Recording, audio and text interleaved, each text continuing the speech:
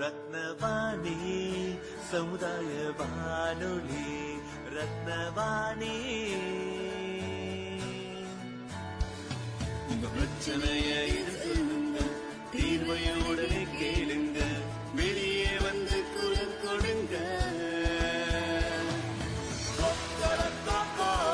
இது மக்களுக்கான சேவை. அற்புத தெரிஞ்சுக்கோ, தமிழில் சொல்றோம் புரிஞ்சுக்கோ. ரத்னவாணி சமுதாய வானொலி. ரத்னவாணி.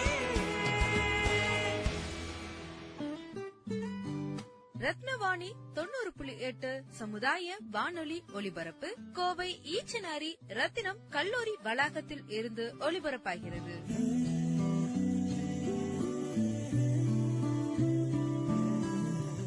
வணக்கம். ரத்தினவாணி 90.8 சமுதாய வானொலி, விக்யான் பிரசார் மற்றும் அழகப்பா பல்கலைக்கழகம் இணைந்து வழங்கும் ஆன்றோர்களுக்கான சிறப்பு நிகழ்ச்சி அனுபவ் என்னும் இந்நிகழ்ச்சிக்கு உங்களை வரவேற்கிறோம். வாருங்கள் வாருங்கள் நண்பர்களே, கூடுங்கள் கேளுங்கள் நண்பர்களே. வாருங்கள் வாருங்கள் நண்பர்களே, கூடுங்கள் கேளுங்கள் நண்பர்களே. இளமையில் நாம் செய்ய நினைத்ததை முதுமையில் செய்ய இயலுமே என்று. வாருங்கள் வாருங்கள் நண்பர்களே, கூடுங்கள் கேளுங்கள் நண்பர்களே. ஒன்றாய் கூடி சிந்திப்போம், கேட்போம், மகிழ்வோம். சிந்திப்போம், கேட்போம், மகிழ்வோம்.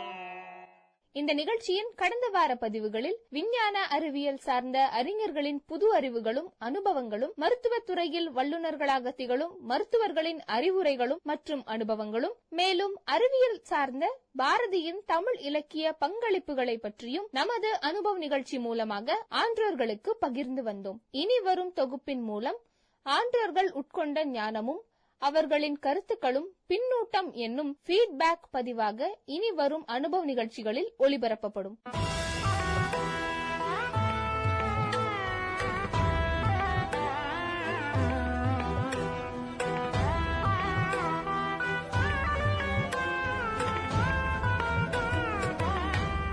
வணக்கம், என் பேர் ராதிகா ஸ்ரீதரன். நான் S3 கோவை கேர் சந்தோஷம்ல இருக்கேன், பேஸ் 2ல. எனக்கு 63 வயசு ஆகுது. நாங்க இங்க வந்து ஒரு 9 மாசம் ஆச்சு. ஏதோ எதேச்சியா வந்தோம். நாங்க ட்ரை பண்ணணும்னு இடம் ரொம்ப பிடிச்சு போச்சு. ஹெல்த்துக்கும் நல்லா சூட் ஆச்சு. சோ கண்டினியூ பண்ணிட்டு இருக்கோம். ஒரு வீடு வாடகைக்கு எடுத்துட்டு இருக்கோம். சோ இதுதான் எங்க கதை. நாங்க பாம்பேல இருந்து வந்திருக்கோம். முதல்ல டெல்லி, பாம்பே பெரிய சிட்டிஸ்ல தான் நிறைய இருந்திருக்கோம்.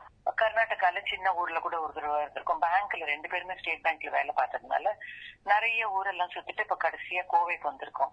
கோவை ரொம்பவே பிடிச்சு போச்சு. இங்க இருக்கிற முதல்ல வெதர், அப்புறம் the people seem to be so very good natured. கொஞ்சம் கூட கோவங்க எல்லாம் காமிக்கிறது இல்ல. பேச்சே ரொம்ப நல்லா இருக்கு. ஏதோ ஒரு விதத்துல ரொம்ப பிடிச்சு போச்சு இங்க.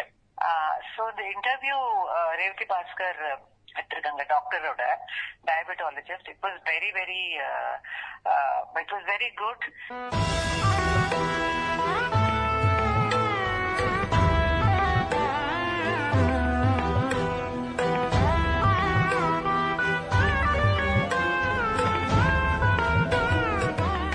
வணக்கம் டாக்டர் பிரசாத் சார். நான் ரேவதி பாஸ்கர்.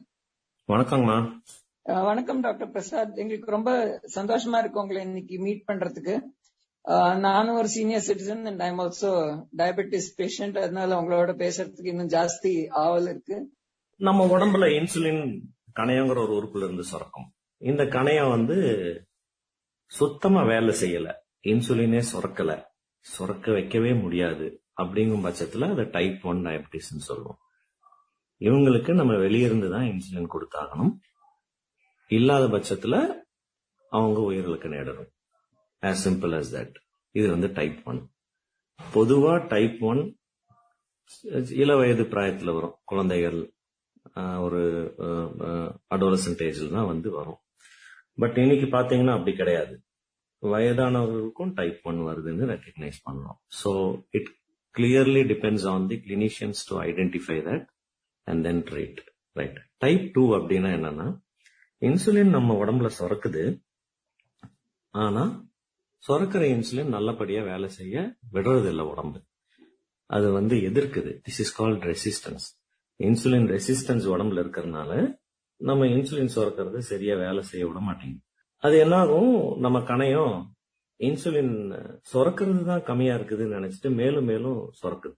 பட் அது still it is going to produce only like not very good quality. எனக்கு நிறைய ரெவல்யூஷன் இருந்தது. நான் ஒரு டயபெட்டிக் கொஞ்சம் வருஷமாவே. எனக்கு முதல்ல இருந்தே ரொம்ப நியூட்ரிஷன்ல ரொம்ப ஆசை உண்டு. எங்க வீட்டுல அப்பா எல்லாம் டயபெட்டிக், எங்க அத்தை அவங்க எல்லாம். அவங்க அந்த டயத்துல எல்லாம் சரியான கேர் கிடையாது. 3 மாசத்துக்கு ஒரு தடவை தான் போய் செக்அப் பண்ணிப்பாங்க. எங்க அப்பா all India institute medical science டெல்லியில. டயபெட்டிஸ பத்தி அவ்வளோ எனக்கு இதுவே கிடையாது. பட் எங்க அத்தையோட டயபெட்டிஸ நான் பாத்திருக்கேன். அவங்க கொஞ்சம் கூட கேரே பண்ண மாட்டாங்க. அதுவே அவங்கள உசிரே எடுத்துருச்சு. சோ அப்பல இருந்து எனக்கு தெரியும் எங்களுக்கு எல்லாம் வரும். எனக்கு எங்க அக்கா தங்க எங்க அண்ணாக்கெல்லாம் வரும்னு ஒரு மாதிரி. எனக்கு சின்ன வயசுல இருந்தே சாதாரணமாவே நியூட்ரிஷன்ல ரொம்ப இன்ட்ரெஸ்ட் உண்டு. நிறைய படிப்பேன், நிறைய கேட்பேன். அதனால இந்த எக்ஸசைஸ், இந்த யோகா அதெல்லாம் பண்ணி ஒரு 55-57 வயசு வரை அது அப்படியே தள்ளிக்கிட்டே வந்தேன். அது விதின் ரேஞ்சிலேயே இருந்தது. அதுக்கப்புறம் கட்டுப்படுத்த முடியல. இப்ப கொஞ்சம் ஒரு 4-5 வருஷமாவே இருக்கு டயபெட்டிஸ். சோ டாக்டர் சொன்னதெல்லாம் கேட்டப்போ எனக்கு கான்ஸ்டன்ட், நான் பண்ணாதது ஒண்ணு என்னன்னா கான்ஸ்டன்டா இது பண்றது, நோட்டிங் பண்றது, குளுக்கோமீட்டர் வச்சு செக் பண்றது எவ்ரிடே. அது மாதிரிலாம் நான் பண்றது இல்ல. அது ஒண்ணு நான் பண்ணணும். அப்புறம் ரொம்ப ஈஸியா எடுத்துக்க கூடாது. நான் கொஞ்சம் இந்த ஆயுர்வேதிக்ல எல்லாம் நிறைய ட்ரை பண்ணிருக்கேன். அதுல எனக்கு சக்சஸும் கிடைச்சிருக்கு. இப்பதான் 63 வயசுல அது எனக்கு அவ்வளவா ஒர்க் ஆக மாட்டேங்குது. சோ அவர் பேசினதுல இருந்து நிறைய இதெல்லாம் தெரிஞ்சிருந்தேன் நானு. ஏன்னா இத கட்டுப்படுத்ததான் முடியும், இதற்கே முழுசா தொலைக்க முடியாது. எப்பவும் ஒரு அலர்ட்னஸ் இருக்கணும். நிறைய என்னோட என்ன ஒரு எக்ஸ்பீரியன்ஸ் என்ன, நிறைய எக்ஸசைஸ் பண்ணுவேன், நிறைய நடப்பேன், நிறைய யோகா பண்ணுவேன். அதோட இது எனக்கு டாக்டர் அவ்வளோ வலுவுறுத்தி சொன்னதா தெரியல.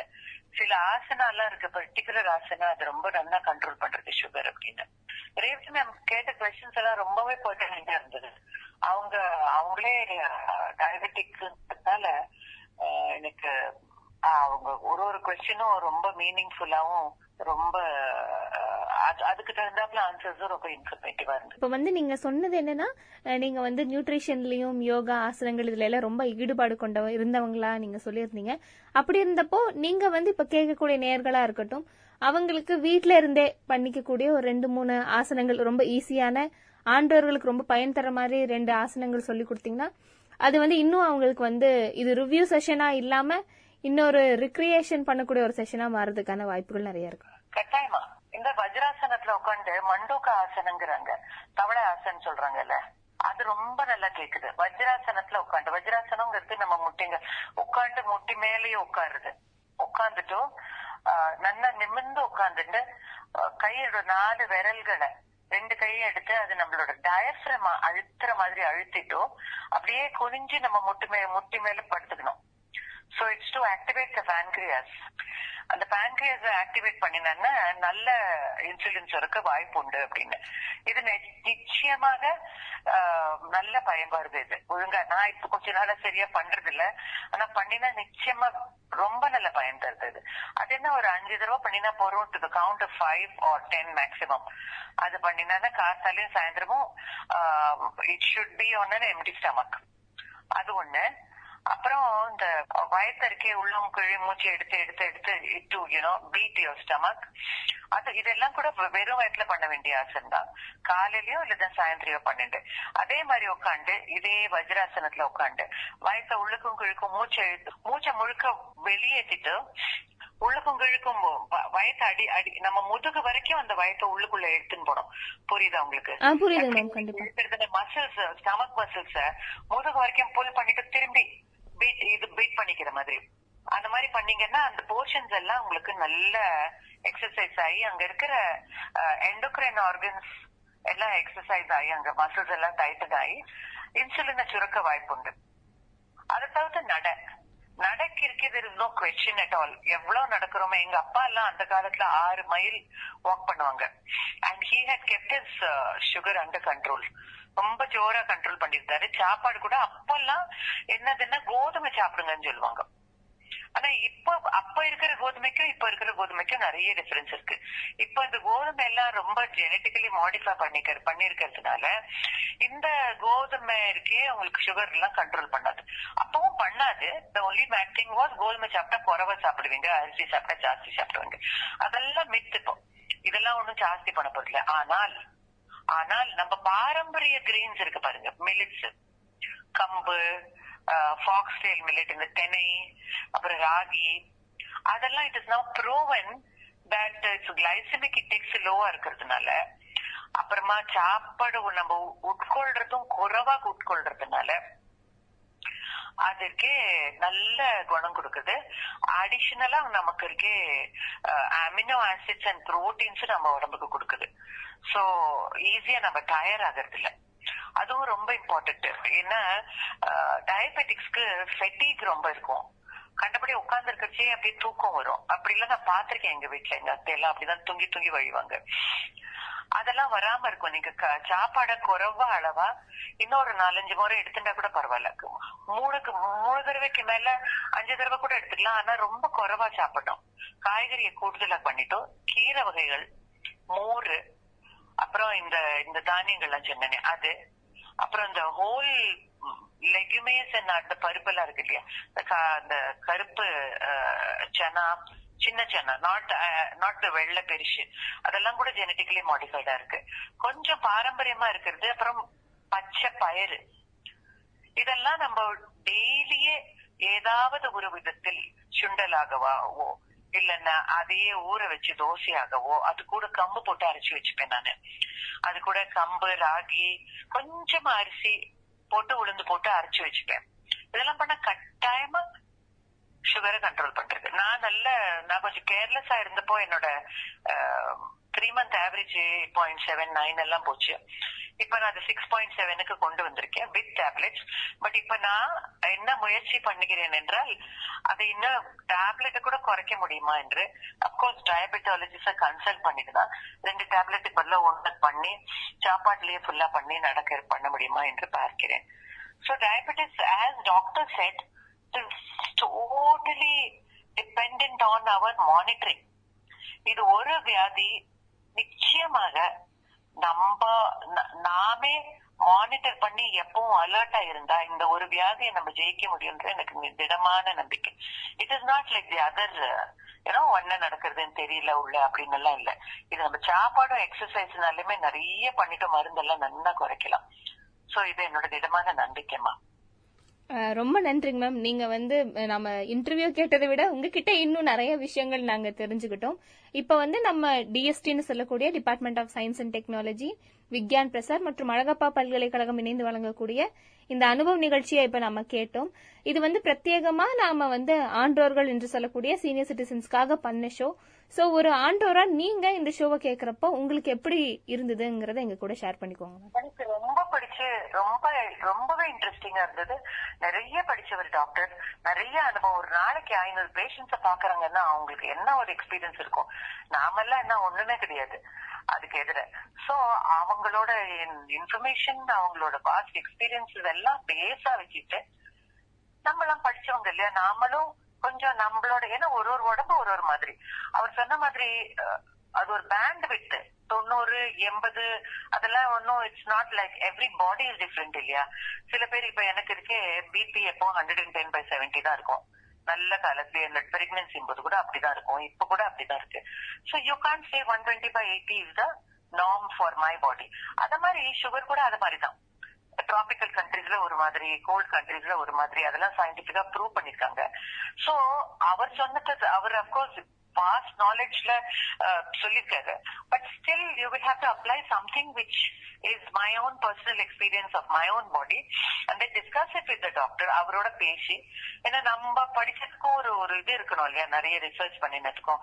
அதை வச்சுட்டு நம்மளோட குணத்தை நம்மள குணம் பண்ணிக்கலாம் என்று நான் நம்பிக்கிறேன். எனக்கு ரொம்பவே பிடிச்சது உங்க ரத்னவாணி ப்ரோக்ராம்ஸ் எல்லாமே ரொம்ப ஹை கிளாஸா இருக்கு. Thank you so much for facilitating. நன்றிங்க மேம், நன்றிங்க. இணைப்பில் இணைந்து உங்களுடைய ரிவ்யூஸை எங்களுக்காக பதிவு செய்தமைக்கு ரொம்ப நன்றி. நன்றிமா, வணக்கம்.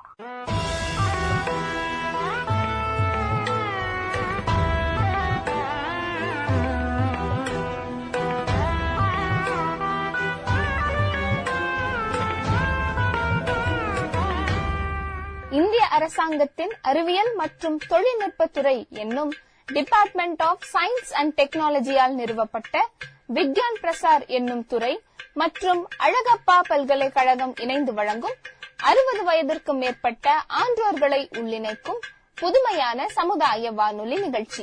அனுபவ் என்னும் இந்நிகழ்ச்சியின் அடுத்த அத்தியாயத்தில் உங்களை சந்திக்கிறோம். நன்றி, வணக்கம். வாருங்கள் வாருங்கள் நண்பர்களே, கூடுங்கள் கேளுங்கள் நண்பர்களே. வாருங்கள் வாருங்கள் நண்பர்களே, கூடுங்கள் கேளுங்கள் நண்பர்களே. இளமையில் நாம் செய்ய நினைத்ததை முதுமையில் செய்ய இயலுமே என்று வாருங்கள் வாருங்கள் நண்பர்களே, கூடுங்கள் கேளுங்கள் நண்பர்களே. ஒன்றாய் கூடி சிந்திப்போம், கேட்போம், மகிழ்வோம். சிந்திப்போம், கேட்போம், மகிழ்வோம்.